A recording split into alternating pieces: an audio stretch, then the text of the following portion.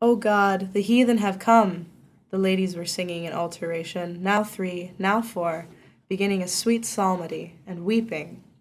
And Beatrice, sighing and pitying, listened to them, and overcome by it so, that Mary at the cross was scarcely more so. But after the other virgins gave her place to speak, she rose onto her feet, and was the color of fire as she answered. A little while, and you will not see me. And again, My beloved sisters, a little while, and you will see me. Then she put all seven in front of her, and behind her, simply beckoning, she put me and the lady and the sage who remained there. And with a tranquil look, Come more quickly, she said to me, so that if I speak to you, you will be well placed to listen to me. Once I was with her, as I was meant to be. She said to me, Brother, why do you not venture to question me now while you come with me? As those who are too reverent, speaking in the presence of persons greater than they are, cannot bring the living voice to their teeth, so it happened to me, and with only part of a sound, I began, My lady, you know what my need is, and what is good for it. And she to me, From here on, I would have you disengage yourself from fear and shame so that you no longer speak like a man in a dream. For I see clearly, and so tell of it. There are stars near us already, bringing us undeterred by obstacle or barrier. A time when of 500, 10 and 5 whom God will send will slaughter the whore and the giant who offends with her. And it may be that my somber story, like Themis and the Sphinx, is harder to believe because it darkens your mind as they do. But events, before long, will be the naiads that will solve this hard enigma without flocks or harvests being paid for it. Take note of my words just as I say them, and teach them to those who are living lives that are races they are running toward death. And when you come to write it, bear in mind not to keep back what you have seen of the tree, and how twice over here it has been ruined. Whoever robs it, or whoever harms it with an act of blasphemy, offends God, who for his own sole use made it sacred. Your intelligence is asleep if it does not think there is a singular reason for its height and for its reversal at the top.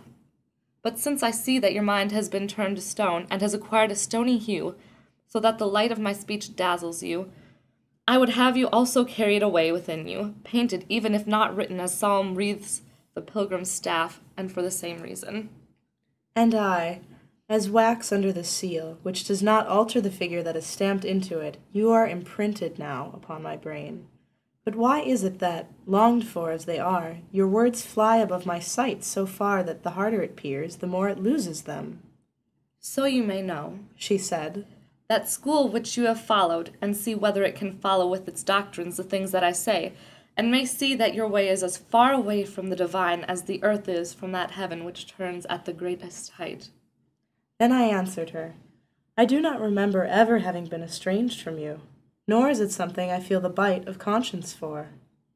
And if you cannot remember it, She said, smiling, bear in mind that this is the day on which you drank from the Lethe. Truly, from now on my words will be as simple as they will have to be if they are to be clear to your rude vision. Now, shining brighter and with slower pace, the sun held to the noon meridian that moves back and forth with the angle of vision. The seven ladies stopped at the margin of light, shadow such as that which the mountains cast on cold streams under green leaves and dark boughs. I saw before them, it seemed to me, the Euphrates and the Tigris rising from one fountain and, like friends, parting slowly. O light, O glory of humankind, what is this water from one beginning flows and takes away out of itself, itself? When I asked her this, she said to me, Inquire that of Matilda. and that beautiful lady answered, as someone who wished to be freed of blame, I have told him that, and other things, and I am sure that the water of Lethe did not hide it from him. And Beatrice? And it may be that some greater concern, which can make one not remember sometimes, has darkened the eyes of his mind. But see you Noah flowing away there. Lead him to it and revive, as you are used to doing, this weakened power of his. As a gentle soul, with no excuses, makes of another's will her own, once an outward sign has made it known, so when she had laid her hand on me, the beautiful lady moved on, and gracefully, in the way of ladies, said to Statius, Come with him. Reader, if I had more space to write, I would sing something at least about that sweet drink which I could have drunk forever. But since all the pages that were laid upon the loom for this second cantica have been filled, the curb of art lets me go no farther.